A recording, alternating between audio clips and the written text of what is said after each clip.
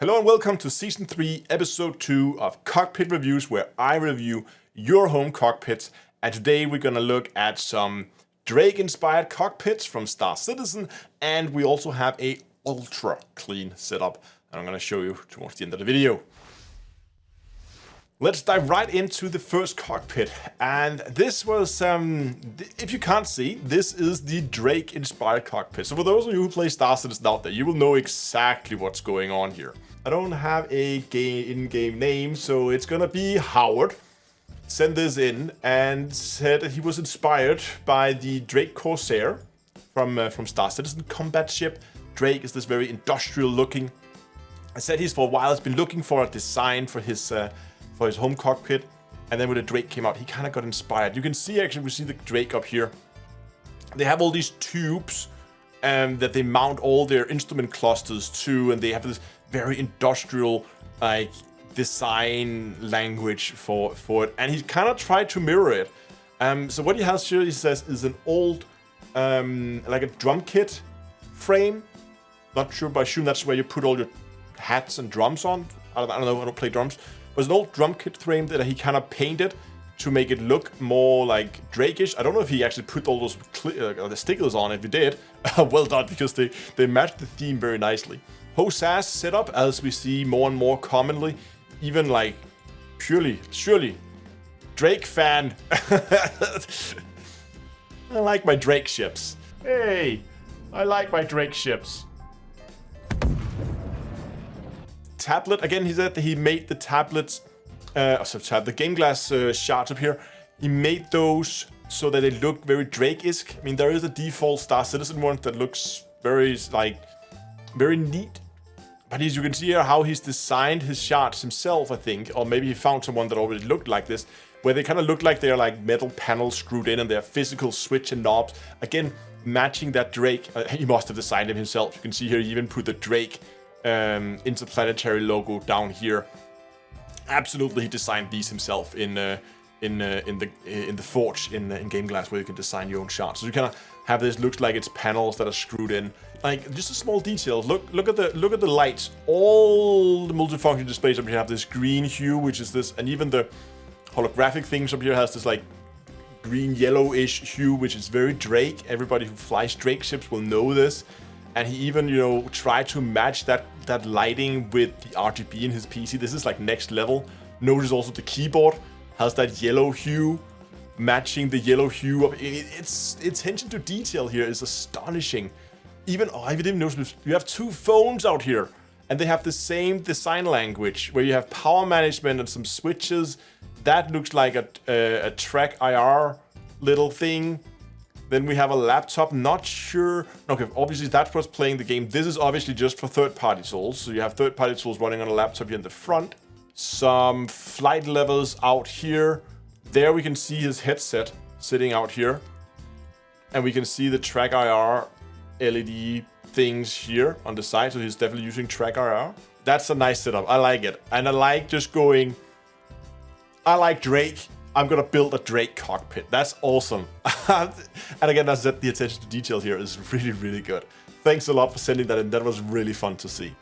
Now, if you watched the last episode of Cockpit Reviews, you will know that we talked about these like couch gaming setups where people have these mobile setups they use to take so they can sit with on the couch.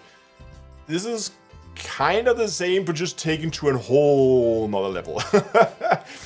This is a old sim rig for racing sims that has been repurposed into a flight setup. So we can see we have the basic rig, and usually you would mount a steering wheel and you would put it in front of your TV and you would sit and you would do your little race car things. And clearly he is a race car fan, there's no doubt about that. But what he's done now is he then mounted a Hotas to it as a controller here, and assume that's for SRV stuff, driving vehicles. Mouse, keyboard, nothing too surprising there. USB hub, so we don't have to run that many cables. All the lighting around it. I'm more interested in this. This looks like that round base, that's a thrustmaster. But that, with the little guards, that's a Logitech. Am I right? I settled for the X56 throttle, yes. And the thrustmaster warthog stick. Yes! Okay, I was right. Okay, so it is the throttle from an X56 and a thrustmaster joystick. He also writes that obviously this is relatively light as setups like this go, so he can move it around and he moves it out of the way when it's not needed. And then he used his 65-inch ultra HD Samsung TV as a monitor. He put this up front of this massive monitor, huge thing, and then he plays his Space Sims there. That's a nice setup, and if you have a huge screen, I could see that definitely work as a home setup, especially have somewhere to put this, like a room, other room where you can put it up to the side or something where it's not in the way. Now, I promised you guys a ultra clean setup, and I don't know about you guys, but as clean setup goes, this is pretty amazing. I mean, you gotta admit that's amazing. Let's begin to okay, so curved monitor here. We have a amp for probably for headphones and mics running here. Bottle from lttstore.com. Brand competitors. We have is that a Sony? That's a Sony camera sitting up there as a webcam. Wonder if he's live streaming. I think he must be. But on the other hand, with the monitors here on the side, because normally if you're live streaming, on the other hand, that microphone, that's the one from Elgato, the Elgato Wave. You can also see it has the Elgato arm. I think that has decent noise isolation, so you need to get that up nice and close to you in order for it to pick it up. So you might actually be able to get away with having monitors here and the microphone not picking them up, because it has this very direct pickup pattern. I do the same thing. I have a microphone right here out of frame, basically like that far away from my mouth, and it has this very narrow pickup cone, so it only picks up right in front of me. That means even though I have computers back here and other things happening, it just rejects things in the room and just picks up what's right in front of it. Same thing here, but this one just needs to be like in your face. So it might actually be able to filter out those monitors there in the back. But obviously, as pretty as it is, it's not really a home cockpit, is it? Not yet. For that, it looks like this. Now we're talking. Now we're looking at, this looks like the Monster Tech table clamps. At least that's the only one I know that uses these extruded aluminum rails for mounting. We obviously have virpil Constellation Alpha primes. We can see their primes because of the lighting down here on the side, which you don't get on the other ones. And we also have the brand new oh, there's a Warbird bases. They're not the CM3s. I thought they were Warbirds. Oh, sorry, they're CM3s. It is the Warbird bases that we have underneath. And then obviously it has this desk, extra little desk extension with half a keyboard. So you have WASD for running around. You have the mouse. You have a little Steam Deck in there for basic controls. And notice how the whole monitor has been moved forward. So that means when you go in and you play your Star Citizen, and this is a thing I've been dealing with before, you will probably know this in my previous setup, where I would also have my monitor on an arm, and what I would do is I would also slide back away from the desk and then have like joysticks come in from the side. And because you're now further away, you want to have the monitor on an arm so you can pull it towards you so that you keep the same distance. This is, by the way, this is an awesome shot. Just the look of this. Looks amazing. And also the cable. I mean, the cable management under the desk here. Sure, I can see. Oh, hold on. Oh, that was too quick. No, go back. I can see a cable there. And there's a cable there going into the USB hub. That's probably what's running all of this. And then obviously a few cables in there. But that's a very, very limited number of cables. Even the monitors up here looks like, I mean, those are running in those channels under there, I think. But how do they get away?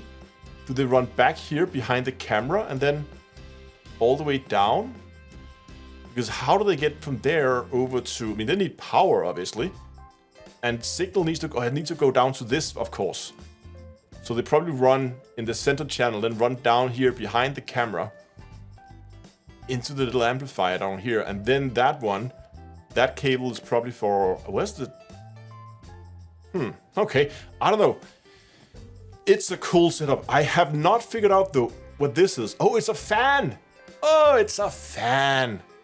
It's for blowing air. Okay, I was looking like this is a weird thing. I don't know what it is. I didn't know if I should comment on it because I don't know what it is. But it's like a blowing air thing. Okay, I got it. Awesome. I'm so glad you sent that in, and I'm pretty sure there's gonna be some love for this setup in the comment section below. Now, if you want your cockpit featured in a future episode, send them to me. There is no requirements. It doesn't have to be over the top. I want to see extreme DIY. I want to see extreme clean. I want to see extreme minimalist. I'm on a budget. I just made it work with things that I found, and I just like smashed some things together that I found in the dumpster kind of setups. I want to see it all. I don't care what your flight setup is.